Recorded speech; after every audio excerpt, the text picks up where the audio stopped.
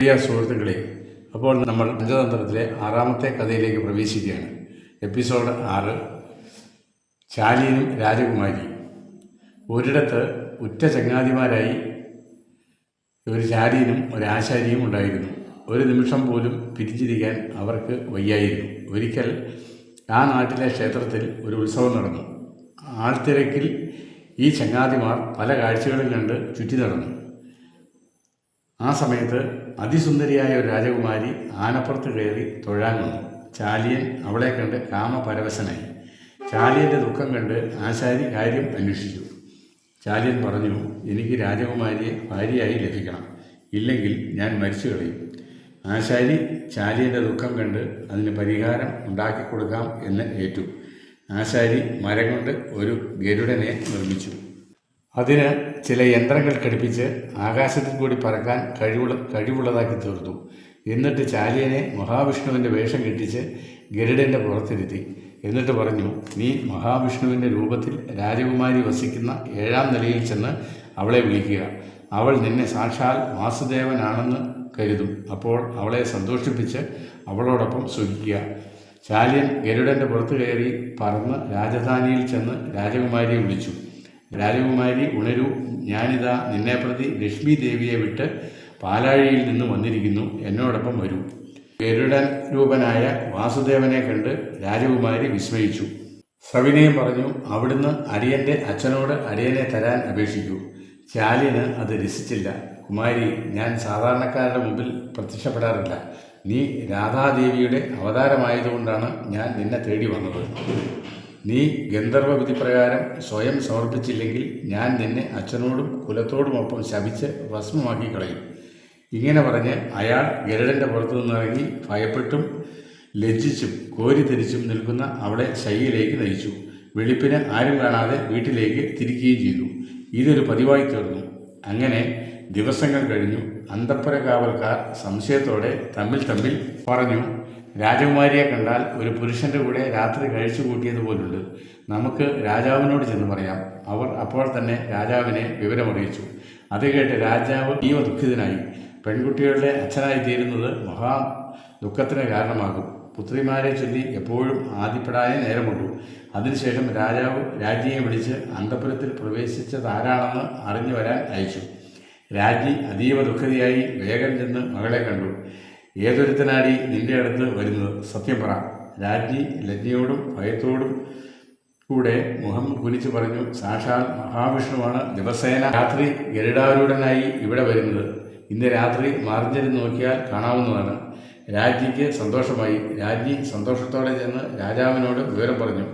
രാജാവിനും സന്തോഷമായി. രാത്രിയിൽ അവർ രണ്ടുപേരും ജനാൽക്കൽ ഒളിച്ചിരുന്നു. കുറച്ചു കഴിഞ്ഞപ്പോൾ ഗരുഡാരൂഢനായി സാക്ഷാൽ മഹാവിഷ്ണു ആകാശത്ത് നിറങ്ങുന്നത് അവർ കണ്ടു. രാജാവ് പത്നിയോട് പറഞ്ഞു, പ്രിയെ, നമ്മെപ്പോലെ ധന്യരായി ലോകത്തിൽ ആരുമില്ല. ഇനി ജാമാതാവിൻ്റെ പ്രഭാവം കൊണ്ട് നമുക്ക് ഭൂമി മുഴുവൻ കീഴടക്കാം. അതിനുശേഷം അദ്ദേഹം മറ്റു രാജാക്കന്മാരോടെല്ലാം മര്യാദ വിട്ട് പെരുമാറാൻ തുടങ്ങി. അത് സഹിക്കാതെ മറ്റുള്ള രാജാക്കന്മാരെല്ലാം ചേർന്ന് അദ്ദേഹത്തോട് യുദ്ധത്തിനൊരുങ്ങി. കുറച്ച് ദിവസങ്ങൾക്കുള്ളിൽ രാജ്യത്തിൻ്റെ എല്ലാ ഭാഗങ്ങളും ശത്രുക്കൾ പിടിച്ചടക്കി. കോട്ട മാത്രം ബാക്കിയായി.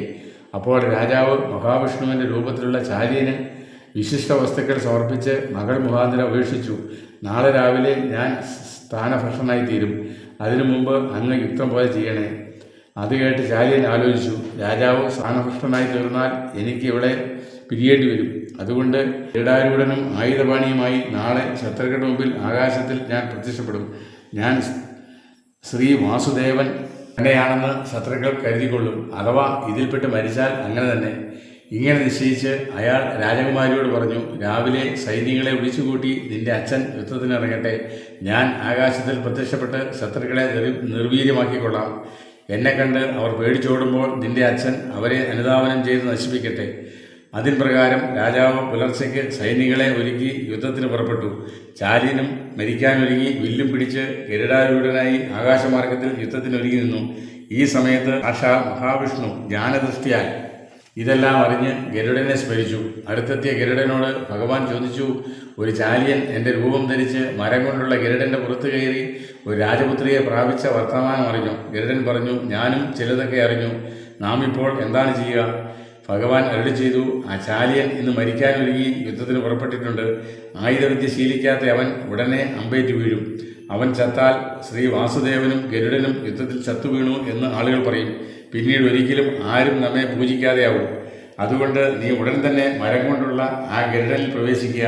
ഞാൻ ചാലിയൻ്റെ ശരീരത്തിൽ പ്രവേശിക്കാം. ശ്രീ വാസുദേവൻ ചാലിയൻ്റെ ശരീരത്തിൽ പ്രവേശിച്ചു. ഭഗവത് ശക്തിയാൽ ശത്രുക്കൾ വധിക്കപ്പെട്ടു. അത് കണ്ട് സന്തുഷ്ടനായി ചാലിയൻ ആകാശത്ത് നിന്ന് ഇറങ്ങി വന്നു. നാട്ടുകാരനായ ചാലിയനെ കണ്ട് മന്ത്രിമാരും പൗരന്മാരും തിരിച്ചറിഞ്ഞു. എല്ലാവരും അത്ഭുതസപ്തരായി. അപ്പോൾ ചാലിയൻ ആദ്യം മുതലുള്ള വർത്തമാനങ്ങളെല്ലാം വിസ്തരിച്ചു പറഞ്ഞു. സന്തുഷ്ടനായ രാജാവ് ജനങ്ങളുടെ മുന്നിൽ വെച്ച് മകളെ ചാലിയന് യഥാവിധി വിവാഹം ചെയ്തു കൊടുത്തു. ചാലിയൻ രാജകുമാരിയോടൊപ്പം രാജഭോഗങ്ങളെല്ലാം അനുഭവിച്ച് ദീർഘകാലം സുഖമായി ജീവിച്ചു. ദമനകൻ തുടർന്നു, അതുകൊണ്ടാണ് ഞാൻ പറഞ്ഞത്, കള്ളം സാമർത്ഥ്യത്തോടെ ഒളിപ്പിച്ചു വെച്ചാൽ ബ്രഹ്മാവിന് പോലും കണ്ടുപിടിക്കാൻ സാധിക്കില്ല. ഈ കഥ കേട്ട് കരടകൻ പറഞ്ഞു, ശരിയായിരിക്കാം. എന്നാലും ബുദ്ധിശാലിയായ സജീവനെയും ഉഗ്രരൂപിയായ സിംഹത്തെയും വേർപിരിക്കാനുള്ള ശക്തി നിനക്കുണ്ടെന്ന് തോന്നുന്നില്ല. ദമനകൻ പറഞ്ഞു, പരാക്രമം കൊണ്ടല്ല, സൂത്രം പ്രയോഗിച്ചു വേണം കാര്യം നേടാൻ. കാക്കപ്പെണ്ണ് കൃഷ്ണസർപ്പത്തെ കൊല്ലിച്ച കഥ കേട്ടിട്ടില്ലേ?